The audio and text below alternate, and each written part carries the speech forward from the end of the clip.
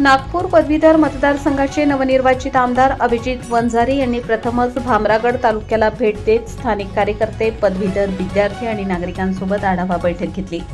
गडचिरोलीसह 6 जिल्ह्यांचा समावेश असलेल्या नागपूर पदवीधर मतदारसंघातील मतदारांनी दिलेल्या भरघोस पाठिंब्यामुळे आपण विधान परिषदेत पोहोचलो असून आता मतदारांची सेवा करणे हेच आपले प्रमुख उद्दिष्ट असल्याचे आमदार वंजारी यांनी यावेळी सांगितले.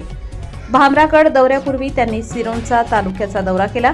त्यानंतर अल्लापल्ली येथे मुक्काम करून सकाळी भामरागड येथे आगमन केले. यावेळी त्यांनी ऐतिहासिक ग्लोरी ऑफ अल्लापल्ली जंगलाला भेट देत निसर्ग सौंदर्याचा आनंद घेतला.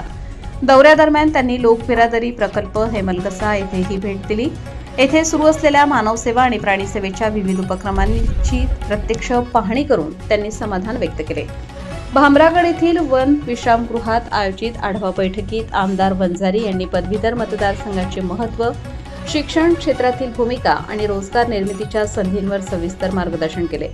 यावेळी त्यांनी 30 जून 2026 पर्यंत सुरू असलेल्या पदवीधर मतदार नोंदणी अभियानाची माहिती देत सर्व पात्र पदवीधरांनी मतदार म्हणून नोंदणी करण्याचे आवाहन केले. तसेच गोविंदराव वंजारी फाउंडेशन मार्फत राबवण्यात येणाऱ्या रोजगार निर्मितीच्या विविध उपक्रमांची माहितीही उपस्थितांना देण्यात आली. या बैठकीला अबुझमाड शिक्षण संस्थेचे सचिव तथा काँग्रेसचे जिल्हा उपाध्यक्ष शमशेर खान पठाण, माजी जिल्हाध्यक्ष महेंद्र ब्राह्मणवाडे, ज्येष्ठ कार्यकर्ते विनायक तुपकर, मिलिंद खोब्रागडे यांच्यासह मोठ्या संख्येने कार्यकर्ते, पदवीधर विद्यार्थी आणि ग्रामस्थ उपस्थित होते.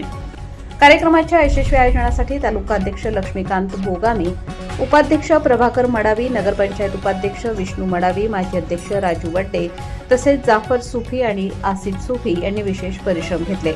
सह्याद्रीचा राखणदारसाठी गोविंद चक्रवर्ती, भामरागड.